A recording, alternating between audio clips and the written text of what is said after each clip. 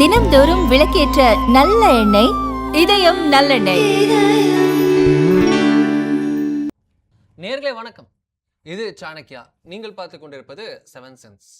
பல்வேறு திருப்பங்கள்னு சொல்லி திருப்பிக்கிட்டே இருக்கும்போது திடீர் திருப்பம் அப்படின்னு வாரிசு அரசியல், அது அதிமுகவிற்கு ஆகாது, வாரிசு அரசியலுக்கு எதிராக, தீய சக்திக்கு எதிராக தான் இந்த இயக்கமே இருக்கிறது அப்படின்ட்டு வந்த இயக்கம் அதிமுக இன்று வாரிசு அரசியலுக்கான அந்த ஒரு மேகம் சூழ்ந்திருக்கிறதா, அதை நோக்கி நகர்கிறதா என்ற கேள்வி வந்து நிற்கிறது.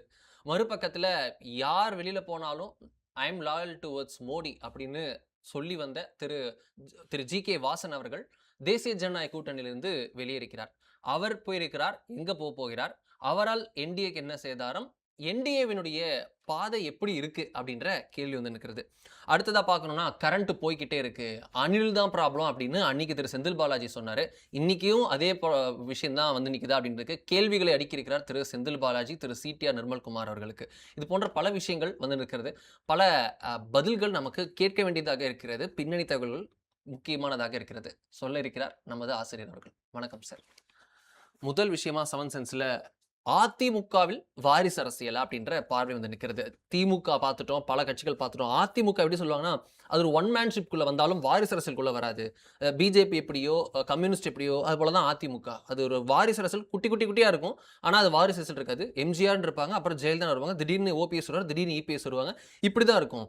ஒருத்தர்கிட்ட இருந்து ஒருத்தர் போச்சு, பால் தாக்கரே கிட்ட இருந்து உத்தவ் தாக்கரே, அங்க சுப்ரியா சுலே அப்படின்னு இங்கெல்லாம் வந்து நிற்கும். இங்க ஸ்டாலின், அங்க குமாரசாமி அப்படின்னு வந்து நிற்காது அப்படின்னு சொல்லப்பட்ட பார்ட்டி. இன்னைக்கு திரு சி.வி. சண்முகம் பிரஸ் மீட் கொடுக்கிறார்.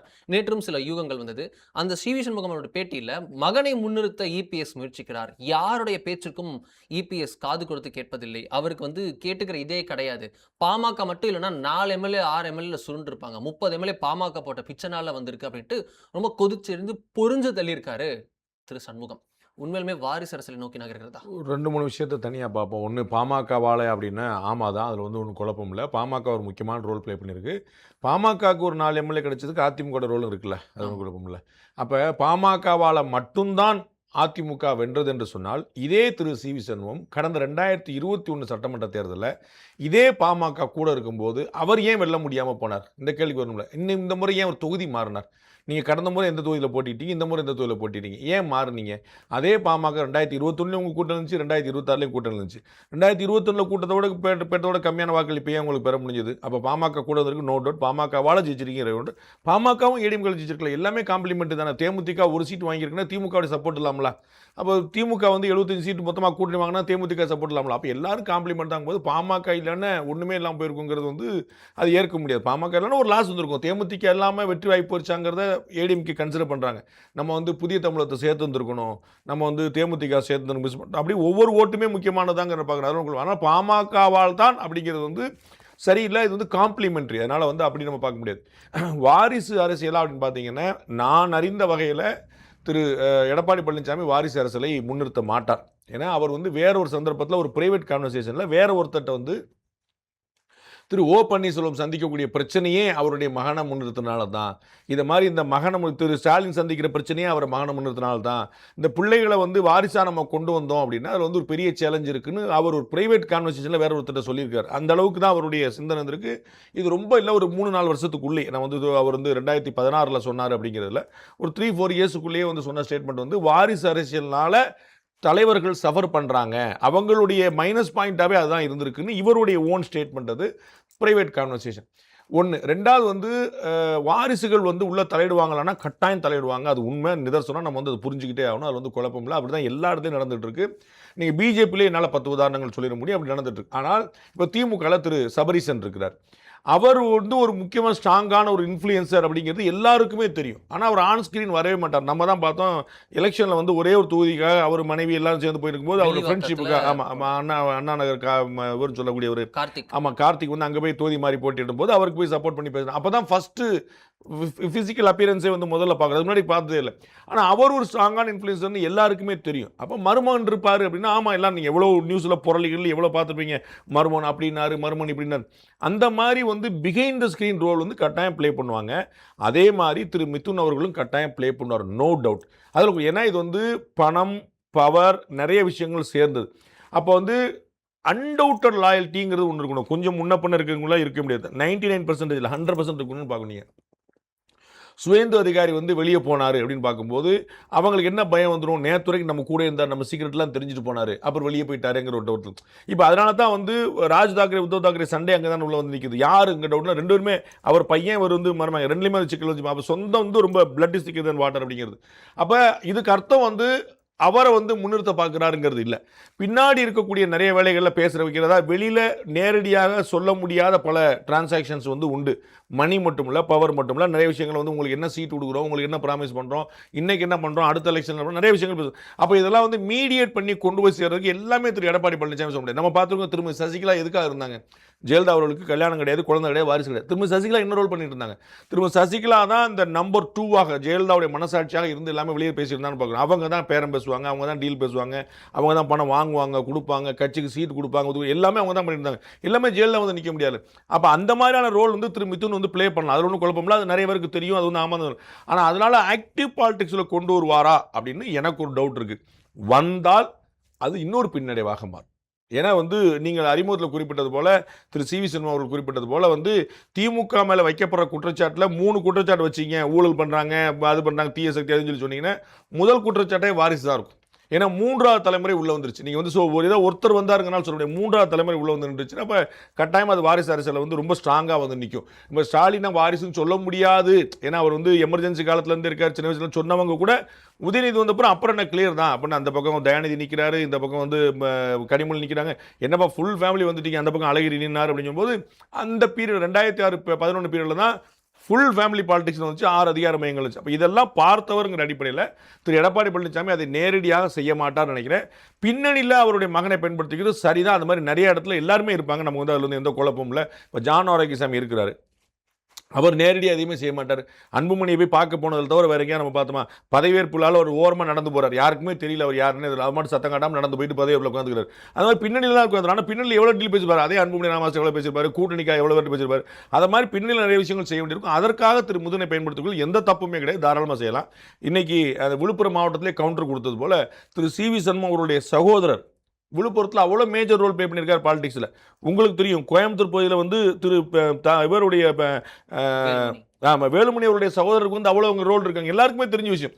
அப்போ வந்து அது வந்து ஒரு குற்றம். ஆனால் நீங்கள் வந்து பொலிட்டிக்கல் ஃபேஸ் யார் அப்படின்னா வேலுமணி தான், பொலிட்டிக்கல் ஃபேஸ் யார் சி வி சண்முகம் தான், அவங்களுடைய பிரதர் கூட இருப்பாங்க. அதை நீங்கள் வந்து ஆக்கிரமிப்புன்னு சொல்ல முடியாது. அதுபோல் இவருடைய மகன் கூட நிற்கிறார், அதை நீங்கள் ஒரு உள்ள திணிக்க பார்க்குறாங்கன்னு சொல்ல முடியாது. நான் அறிஞ்ச வகையில் அவர் அதை செய்ய மாட்டார்னு நினைக்கிறேன். செஞ்சால் கட்டாயம் ஒரு பின்னடைவா ஒரு இன்னொரு பதில் சொல்ல வேண்டிய இடத்துல அவங்க கொண்டு நிப்பாட்டும். அவரை யார் பேச்சு கேட்க மாட்டார் இபிஎஸ் அப்படின்ற புகார், எங்களோட பொதுச் செயலாளர் அவர் தான், ஆனால் அவர் பொதுச் செயலாளர் ஏன் பொதுக்குழு செயற்குழு கூட்ட மாட்டாரு அப்படின்னு சொல்றாரு. என்ன எதிர்பார்க்கிறாங்க இந்த ரிபல் குரூப்? பொதுக்குழுவை வந்து இவங்க கூட்ட சொல்லும் போது கூட்ட முடியாது, அது எந்த கட்சியிலுமே உள்ளது தான். ஏன்னா அது வந்து தலைமைக்கு வந்து பணிஞ்சு போயிட்டாங்க, வேற வழியில் பம்மிட்டாங்க போய் நிற்கிறதுனால யாருமே செய்ய மாட்டாங்க. நீங்கள் பிஜேபியில் இங்கேருந்து ஒருத்தர் வந்து அகில இந்திய செயற்குழு கூட்டுங்கன்னு சொல்லிட்டு யாராவது ஒருத்தர் கூட்டிடுவாங்களான்னு பாருங்கள். That is not going to work. அது வேறு விஷயம். ஏன்னா அங்கே வந்தால் நம்ம நிறைய பேசி வச்சுட்டு ஒரு சேலஞ்சை கிரியேட் பண்ணலான்னு. நீங்கள் டெமோக்ரஸிங்கிறது பேசுகிறதுக்கு உதவும், செயலுக்கு உதவாது. நீங்கள் அதை நமக்கு ரொம்ப ப்ராக்டிக்கலாக புரிஞ்சுக்கணும். செயலில் நீங்கள் டெமோக்ரஸின்னு ஒரு ட்ரை பண்ணிங்கன்னா அது ரொம்ப கஷ்டமானதாக இருக்கும், காம்ப்ளிகேட்டாக இருக்கும், அது பண்ண முடியாது. அதனால தான் கம்யூனிஸ்ட் கட்சிகள் போன்ற விஷயங்கள் வந்து நிறைய மோஸ்ட் டெமோக்ரஸி அவங்க ட்ரை பண்ணுறாங்கனால தான் அவங்களால வந்து சர்வே பண்ணுறதுக்கோ சக்ஸஸ் பண்ணுறதுக்கோ ஒரு பெரிய சேலஞ்சாக இருக்குன்னு பார்க்கணும். அதனால் வந்து பொதுக்குழு கூட்ட மாட்டாங்கிறது அவர் எப்போ கூட்டணுமோ கூட்டுவாங்க. அந்த லீகல் மேண்டேட், அதாவது தேர்தல் ஆணையத்தோடைய கட்டாயத்தில் எப்பப்போ கூட்டணுமோ அதை கூட்டிடுவார், பொதுக்குழு கூட்டுவார், செயற்குழு கூட்டுவார், அது மாதிரி விஷயங்கள் கூட்டாங்க. கூடி பேசுறதுலாம் நிறைய பேச தான் செஞ்சுருக்காங்க. இதே மாதிரி வந்து செல்வி ஜெயலலிதா இருக்கும்போதோ அமரர் எம்ஜிஆர் இருக்கும்போதோ எனக்கு போன வாரம் நான் வந்து எனக்கு ரொம்ப டென்ஷன் ஆகிட்டேன், நீ வந்து பொதுக்குழு கூட்டு செயற்குழு கூட்டுன்னு சொல்லிட முடியுமா சொல்லுவாங்களா? அப்போ நீங்கள் வந்து சொல்லிக்கலாம், நீங்கள் எடப்பாடி பழனிசாமி ஒன்றும் ஜெயலலிதா கிடையாதுன்னு சொல்லிக்கலாம், அது ஓகே. ஆனால் வந்து அவர்கள் எந்த பேட்டர்னில் செயல்பட்டார்களோ அதே பேட்டர்ன் தான் இவரும் செயல்படாருங்கிற பார்க்கறதுனால பொதுக்குழுவை கூட்டுங்க அப்படின்னு சொல்லி இவர் சொன்னாருங்கிறக்கா கூட்ட முடியாது. இந்த கட்சியில் இல்லை, திமுகவில் நடக்காது, அது பாஜகவில் நடக்காது, எந்த கட்சியுமே நடக்காது. கம்யூனிஸ்ட் கட்சியில் வேணால் நடந்தால் நடக்கலாம், பாமகவில் கேட்க முடியாது, நாம் தமிழர்ல இருந்து அப்படி கூட்டதாவே யாருக்கும் தெரியாது. இதே மாதிரி எல்லா கட்சிக்குமே உள்ளதான். அது இவ்வளோ தான் டெமோக்ரஸியோடைய ரியல் ஃபேஸ், அதை நம்ம புரிஞ்சுக்கணும். யார் பேச்சையுமே கேட்க மாட்டாருங்கிறது அவர்களுக்குள்ளே உள்ள பிரச்சனை, அது நமக்கு தெரியாது. நான் ஏற்கனவே சொன்ன மாதிரி what I can understand, what I learn from தெம்னா தலைமைக்கு நிர்வாகிகள் மீது ஒரு பெரிய ஒரு ஈர்ப்பு இல்லை, நிர்வாகிகளுக்கு தலைமை மீது ஒரு பெரிய புரிதல் இல்லை. அந்த அண்டர்ஸ்டாண்டிங் இருந்தால் தான் முடியும். நம்ம பலமுறை சொன்ன போல இதை இன்னைக்கு அதிமுக பெற்றிருக்கக்கூடிய வாக்குகளை விட சீட்டுகளை விட ரொம்ப மோசமான வாக்களை சீட்டுகளை பெற்ற கட்சிகள்லாம் இன்டாக்டாக இருந்திருக்கும் போது அதிமுக இவ்வளோ வருதுன்னா அதுக்கான காரணம் தோல்வி அல்ல, சீட் இல்லை. இது வரலாறு காணாத தோல்வி. இந்த அதிமுக இவ்வளோ படுதோமசமாக இதுக்கு முன்னாடி தோத்ததே இல்லைங்கிறதுலாம் உண்மை இல்லை. இது மாதிரி நிறைய நடந்திருக்கு. ஏடிஎம்கே நடந்திருக்கு, டிஎம்கே நடந்திருக்கு, பல கட்சிகள் நடந்திருக்கு. அதை மீறி தான் எந்திரிச்சு வெளியே வந்திருக்காங்க. இப்போ பஞ்சாப்ல இருக்கக்கூடிய பிஜேபி என்ன நினைக்கும், எப்பா எந்திரிச்சே வர முடியலப்பா, எவனோனோ வர்றான் எவனோனோ போறான், காங்கிரஸ் ஜெயிக்குது, அகாலி தளம் ஜெயிக்குது, ஆம் ஆத்மி ஜெயிக்குது, யாரும் நம்ம மட்டும் வர முடியலன்னு நினைக்கலாம்ல.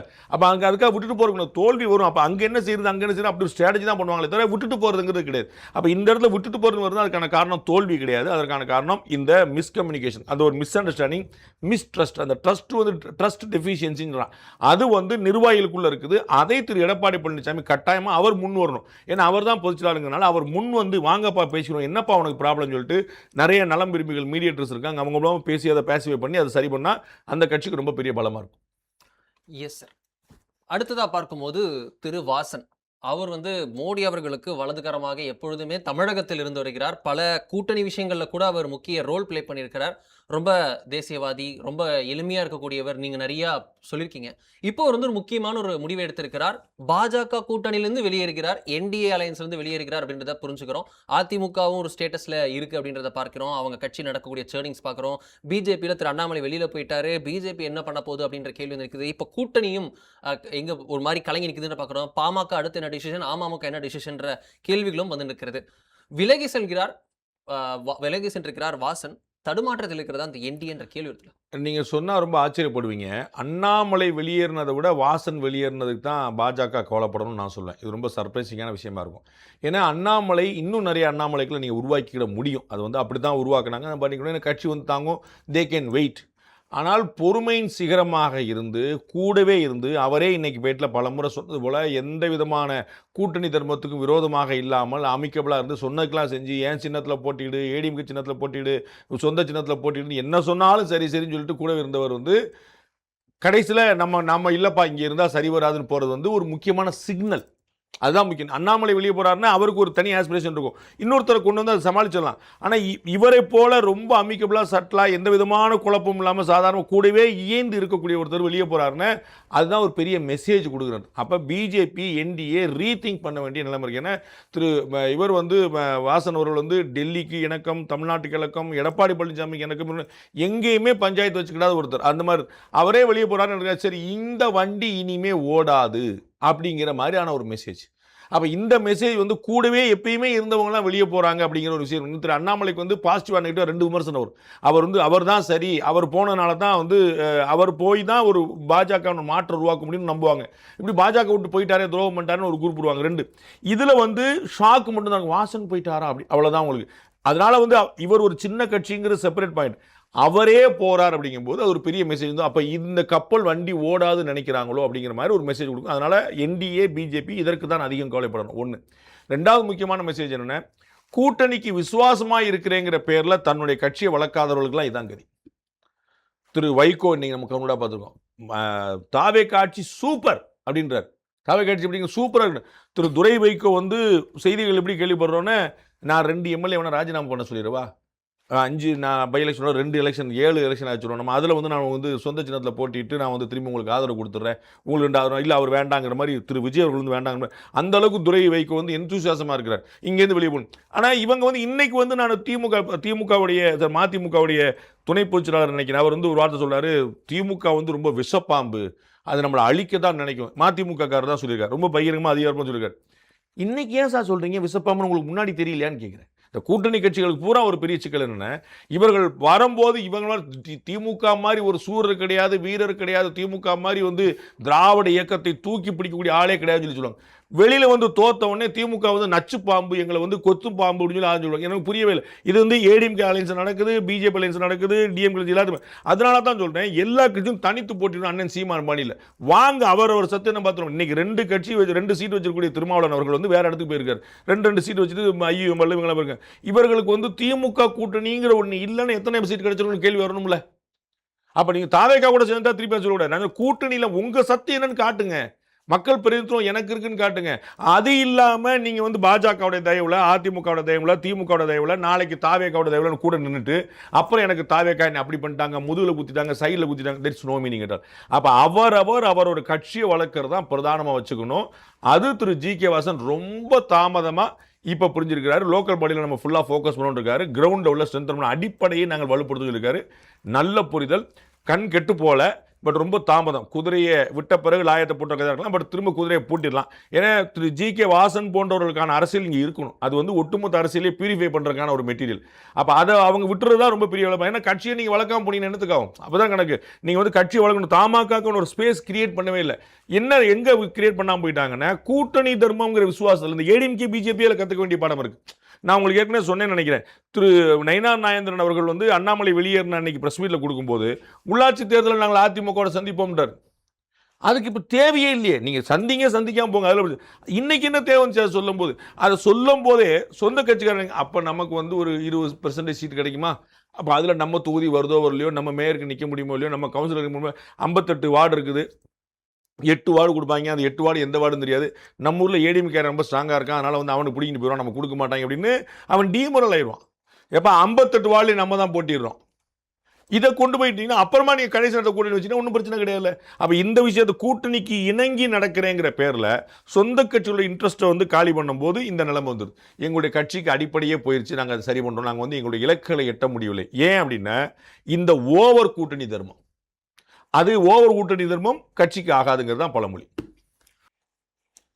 பணியெல்லாம் குனியக்கூடாது அப்படின்னு வந்து நிற்கும் போது எப்போதான்ப்பா இது தெளியும் அப்படின்ற வந்து நிற்குது. கரண்ட் இருக்கா இல்லையா, வரத்துக்கான அறிகுறி இருக்கான்னு அந்த படத்தில் வர மாதிரி எப்போ போகுதுன்னே தெரியல. அது பீக் சம்மர், அதுவும் இந்த ஜூன் மாதத்தில் சீசனாக இருக்கிறது கூட எல் நினோ அப்படின்னு சொல்கிறாங்க.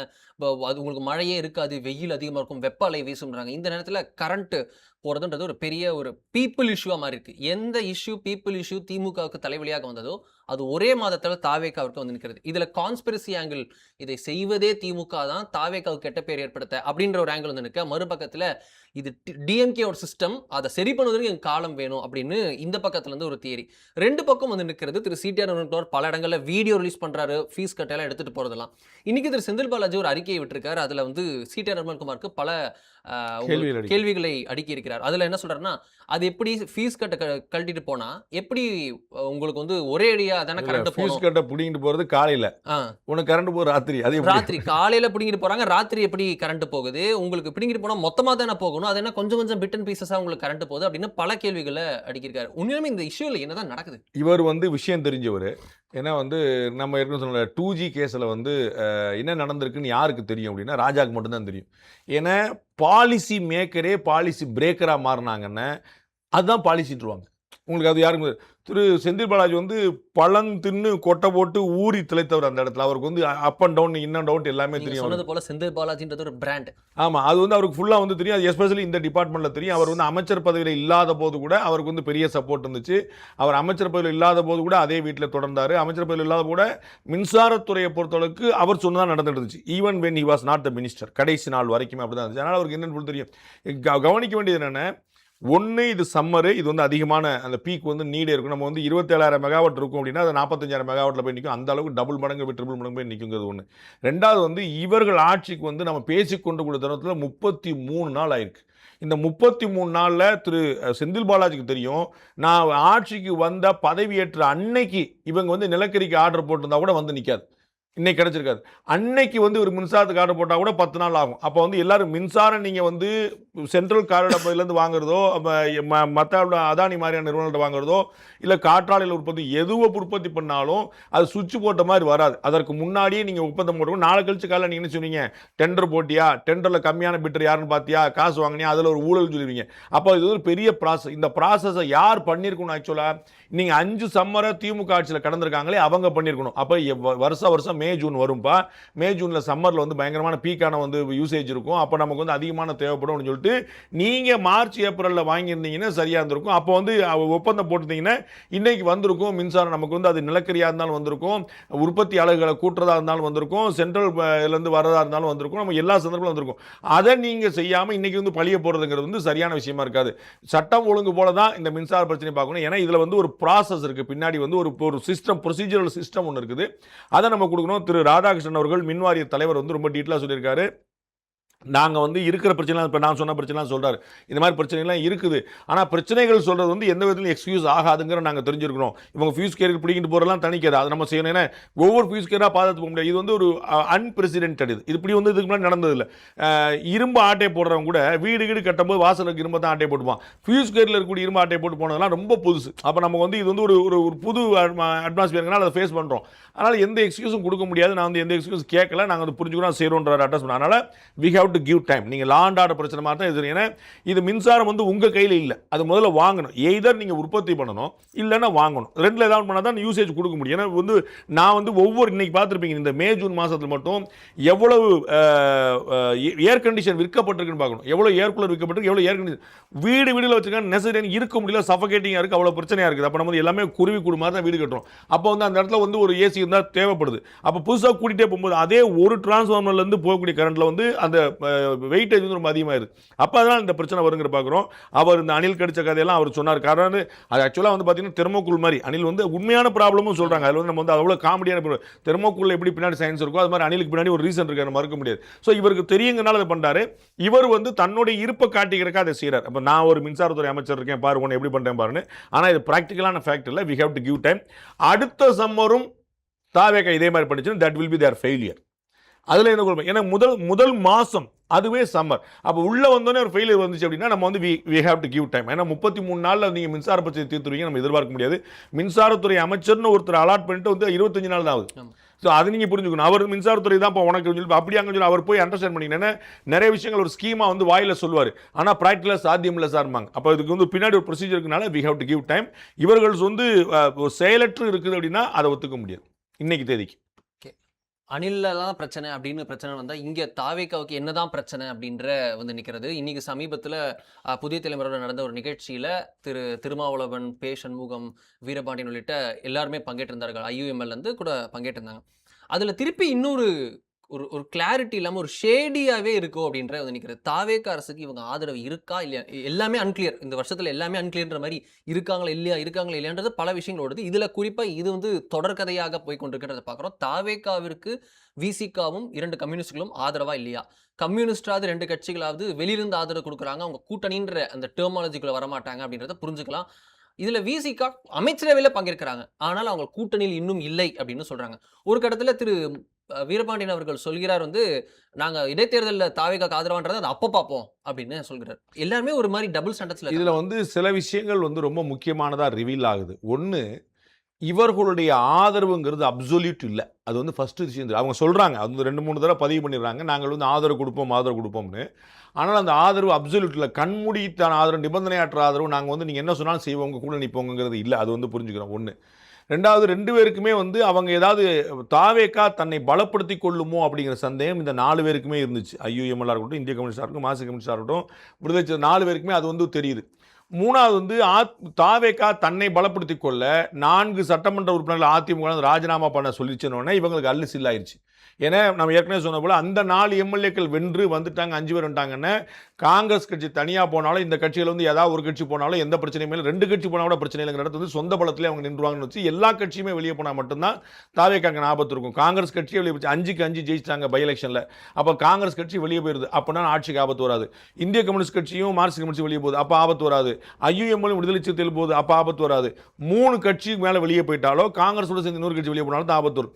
அப்போ தாவேக்கா என்ன முயற்சி பண்ணுச்சு அப்படின்னா, இந்த மாதிரி நம்ம தொங்கிக்கிட்டே இருக்கக்கூடாது, இவர்களை நம்பி நம்ம இருக்கக்கூடாது, கூட்டணிக்கு தோழமை அவர்களை வச்சுக்கிறது சரிதான், ஆனால் இவர்களுடைய தயவு இல்லைன்னா ஆட்சி போயிருங்கிறது ஆபத்தான டிசிஷன் சொல்லிட்டு தான் ஏடிஎம்கேல போச்சு பண்ணுறாங்க. அது ஒரு சரியான மூவ், பொலிட்டிக்கலாக சரியான மூவ். நம்ம தார்மீகா நீங்கள் பேச முடியாது, தார்மீகத்துக்கு அரசியல் சம்பந்தமே இல்லைன்னு வச்சுங்க, பொலிட்டிக்கலாக சரியான மூவ். ஆனால் இவர் என்ன சொல்கிறாங்க, நாங்கள் உள்ள தலையிட்டு இதென்னங்க புது விஷயம் பண்ணிட்டு இருக்கிறீங்க, இது சரியில்லைங்க நாங்கள் சொல்லி தடுத்த பிறகு தான் நாளோட நின்றுச்சு. இல்லாட்டி இன்னும் 10 பேர் ராஜினாமா பண்ண தயாராக இருந்தாங்க ஏடிஎம்கேல இருந்துட்டாங்க. ரொம்ப முக்கியமான விஷயம், ஏடிஎம்கேக்கான ஒரு செய்தி, தாவேக்காக்கான ஒரு செய்தி, பொதுமக்களுக்கான ஒரு செய்தி இருக்கு. என்ன, நாங்கள் சொல்லி அதை நிப்பாட்டிட்டோம்ன்றாங்க. அப்போ வந்து ஒன்று, இவர்களுடைய ஆதரவு அப்சொல்யூட் கிடையாது. இப்போ இருக்கக்கூடிய அளவு கூட வந்துட்டாங்கன்னா ஒரு ஸ்டெபிளைஸ் ஆயிடுவாங்களேங்கிற கவலை இவங்களுக்கு இருக்குது. ஸ்டெபிளைஸ் ஆகிட்டாங்கன்னா நம்முடைய கிரிப்பு போயிடும் அப்படிங்கிற ஒரு கவலை இருக்குது. ஏடிஎம்கேல இன்னும் பல எம்எல்ஏக்கள் ராஜினாமா பண்ண தயாராக. இப்போ இவ்வளோ பாயிண்ட்ஸ் கிடைக்குது. அப்போ திரு விஜய் அவர்கள் ஏற்கனவே திட்டமிட்டபடி அவங்களுடைய பலத்தை ஸ்ட்ரென்தன் பண்ணுறதுக்கு என்ன பண்ணாங்களோ அதை பண்ணிட்டு போகிறது தான் அந்த கட்சி நிலைச்சு அந்த ஆட்சி நிலைச்சிருக்கிறதுக்கான வழி. இவர்களுடைய பேச்சை கேட்டு இல்லை அண்ணன் தப்பா நினச்சுருவார், தம்பி தப்பா நினச்சுருவாங்கன்னா அண்ணன் எப்போனாலும் மாறுறதுக்கான வாய்ப்பு உண்டு. அதான் நம்ம புரிஞ்சுக்கணும். ஏன்னா இவங்க எல்லாருமே தெளிவாக சொல்லியிருக்காங்க, எங்களுடைய ஆதரவுங்கிறது நிபந்தனையற்றது கிடையாது, பாஜக புறவாசல் வழியாக வந்துவிடக்கூடாது என்பதற்காக கொடுத்தோம். இன்னைக்கும் பதிவு பண்றாங்க. இது அன்னைக்கு ஆட்சிக்கு வரும்போது அவங்க ஆதரவு கொடுக்கும்போது சொன்னது, இன்னைக்கு பதிவு பண்றாங்க பாஜக வந்துடக்கூடாதுங்கிறதுக்காக தான் நாங்கள் பண்ணிட்டு இருக்கிறோம். அப்போ இந்த விஷயத்தை திமுக தான் கடுமையாக எதிர்த்துக்கிட்டு இருக்குது. திமுக காங்கிரஸ் சரியா நடந்துக்கல. இன்னமும் அவர்கள் இந்தி பிளாக் பத்தி கவலைப்பட்டு இருக்காங்க, இன்னமும் அவர்கள் டிஎம்கே பத்தி கவலைப்பட்டு இருக்காங்க, இன்னமும் அவர்கள் அந்த கூட்டணி நாங்கள் மாறும்போது என்ன நினைச்சுக்கிற கவலைப்பட்டு இருக்காங்க. அப்போ தாவேகாவுக்கான செய்தி, இவர்களுடைய ஆதரவு எப்போதும் நிலைத்திருக்கும் நம்புவதற்கு இல்லை. என்னங்க இந்த மாதிரிலாம் நீங்கள் பண்ணுறீங்கன்னு இவங்க கேட்குறாங்க. அந்த கட்சிக்குள்ளே ஏதாவது பண்ணாங்கன்னு இவங்க கேட்பாங்களா? நான் சொல்கிறாங்க, திரு வீரமணி சொல்கிறார், நாங்கள் கேட்டப்போ தான் நாளோட நினைச்சு விட்டாங்க. பேசணும், எங்களுடைய அதிருப்தியை வெளிப்படுத்தணும்ன்றார். திருமாவளவன் சொல்கிறார், என்னங்க அந்த மாதிரி ஏடிஎம்கில் நீங்கள் ஆள் எடுத்துகிட்டு இருக்கிறீங்கன்னு கேட்குறேன். எடுத்தா உங்கள் கட்சியில் ஆத ஒரிஜினல் நீங்கள் திமுக எடுத்தீங்களே, ஆத ஒரிஜினல் திமுக எடுத்தீங்க. ஏன் எடுத்தீங்க? கூட்டணி கட்சியாக தானே இருந்தாங்க, ஏன் எடுத்தீங்க? அப்போ உங்கள்கிட்ட கட்சியிலேருந்து பனையூர் இவர் எடுத்தாங்களா, டிஎம்கே எடுத்தாங்களா? அப்போ ஒவ்வொரு கட்சியும் அவங்க பலத்தை ஏற்படுத்திக்கிடுது. அப்போ தாவேக்கா ஒன்று பண்ணிக்கிடுது. அதில் குதிரை பேரம் இருக்கிறதா இருந்தால் ப்ரூவ் பண்ணுங்க. இப்போ நீங்கள் செஞ்சால் கொள்கை பிடிப்போடு உள்ளே வந்தாங்க. திமுகவில் இருந்த ஆதவர்ஜுனா, விடுதலை சிறுத்தைகள் இருந்த ஆதவர்ஜுனா இன்னைக்கு தாவேக்கா போயிட்டார். அவர் கொள்கை பிடிப்போடு மூவாயிருக்கார். நான் அவர்கிட்ட இன்னும் பேசிகிட்டு இருக்கேன்றீங்க, சரிங்களா? ஆனால் இந்த 4 பேர் ஏடிஎம்கேலேருந்து வந்துட்டாங்கன்னா, அப்போ இவங்க 4 பேர் எம்எல்ஏக்கள் ராஜினாமா பண்ணதுக்கு குதிரை பேரமாக காரணம் சொல்லிட்டீங்க. அப்புறம் உடுமலை ராதாகிருஷ்ணனோ கடம்பூர் ராஜோ மற்றவங்களாம் போனாங்களே, அதுக்கு எந்த பேரம் காரணமாக இருக்குது? அப்போ அவர் ஒரு கணக்கில் போகிறாங்க, அதை அவர் என்கரேஜ் பண்ணுறாரு. அப்போ இந்த தாவேக்கான ஒரு மெசேஜ் இருக்குது, they have to go on their own way. அப்படி இல்லைன்னா பிடிச்சி இழுக்கிறதுக்கு 4 பேர் காத்திருக்காங்க. அண்ணன் தம்பி இருந்தாலும் தனித்தனி வயிறு அப்படின்றத எல்லாரும் புரிஞ்சுக்கிறதுன்றது நல்லது. சரி, என்ன நடக்குதுன்றதை பார்ப்போம். ஒவ்வொரு நாளும் ஒவ்வொரு செய்திகளையும் முந்தி தருவோம். மீண்டும் இன்னொரு நிகழ்ச்சியில் பார்ப்போம். அதுவரை நன்றி, வணக்கம்.